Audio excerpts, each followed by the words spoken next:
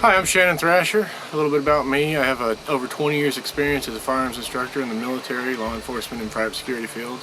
I am a certified Alabama police officer and a certified FBI firearms instructor. Today we're going to be doing some shooting from a vehicle and into a vehicle. We're going to see what, if anything, we can prove about how good an idea it is to use a vehicle for cover, and if you need to fire from a vehicle, is it better to shoot through the windshield or get out of the vehicle, or what some of your options are.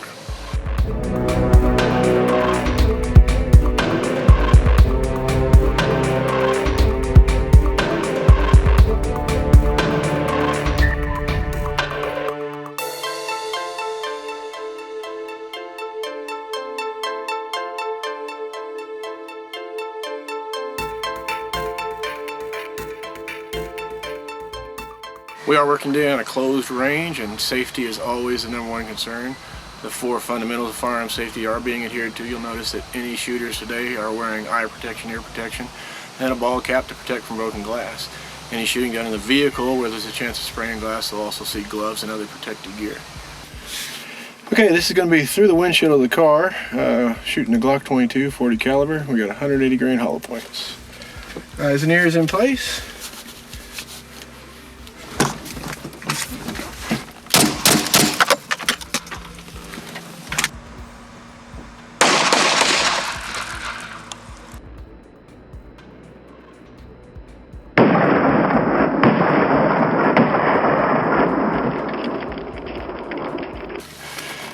Okay, this is going to be the AR-15 through the windshield with a 55 grain ball ammo.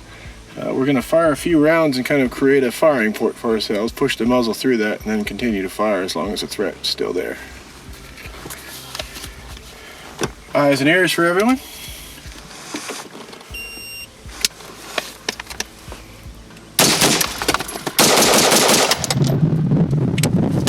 There you have it.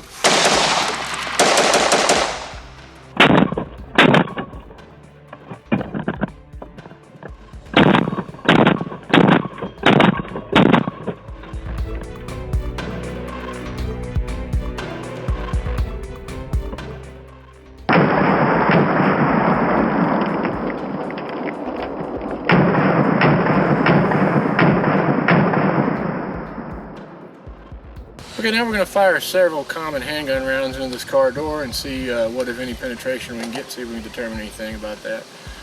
Eyes and ears, everybody. Our first gun is going to be the Glock 40 caliber, shooting 180 grain hollow point.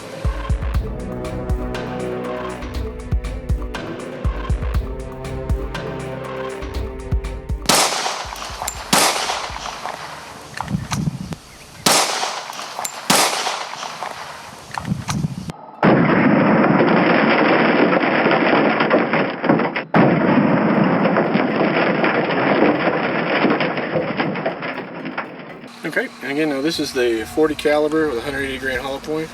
You can see we got 2 hits here. The window's broken, but don't mistake that for being the window shot. That's just the shock of the bullet going through or catching the bottom edge. We didn't shoot at the window. This is our shot right here. We open it up, see how we did. On the inside, kind of hard to tell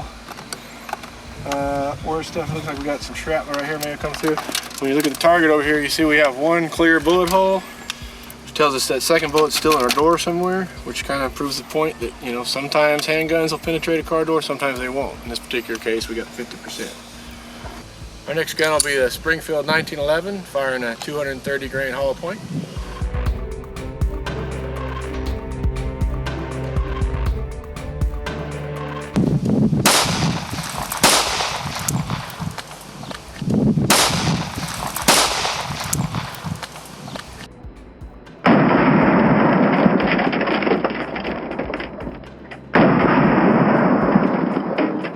Next going to be a Ruger, shooting a 357 with 125 grain hollow point.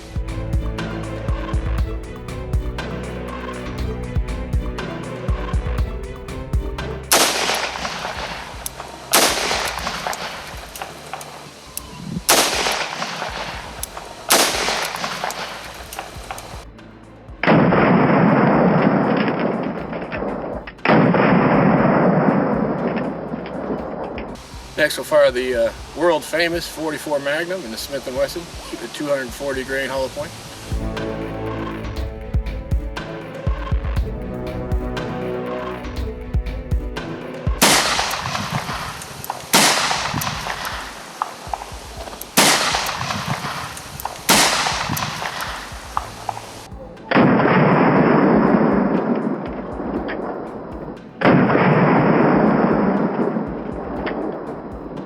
Okay, now we're going to try the AR-15 on the door panel, 223 5.56 round.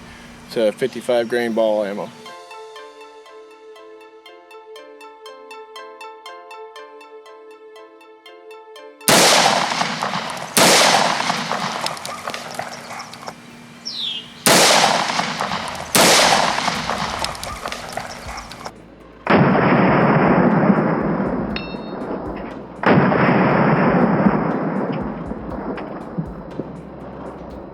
Okay, now we're going to go with the 12 gauge shotgun through the door panel. First shot will be double-aught, second shot will be a slug.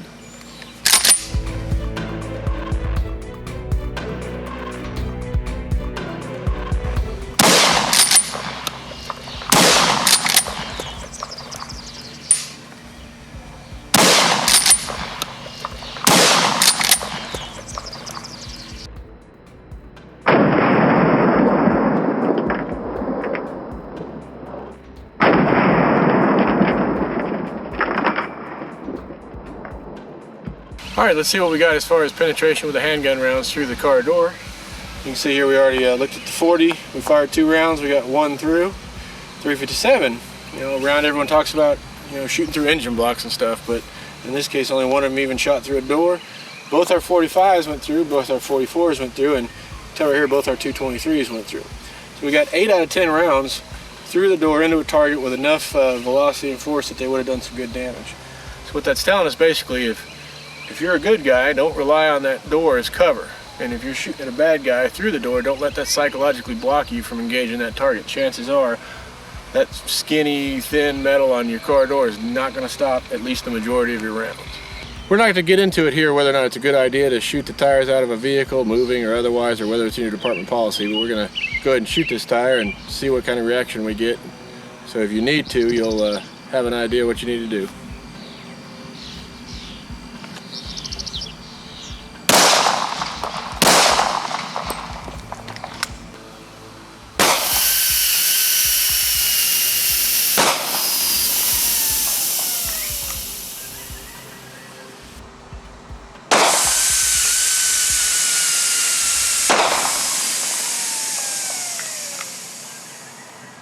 So as you can see, the handgun round did a great job of punching a hole in the tire, but it still takes a few seconds to deflate. It's kind of about the same thing you'd expect from a spike strip. So if you need to do this under whatever circumstance, just keep in mind it's not going to be an instant explosive type reaction that you might see in Hollywood. I want to say a special thanks to our director and editor, Daniel Beard.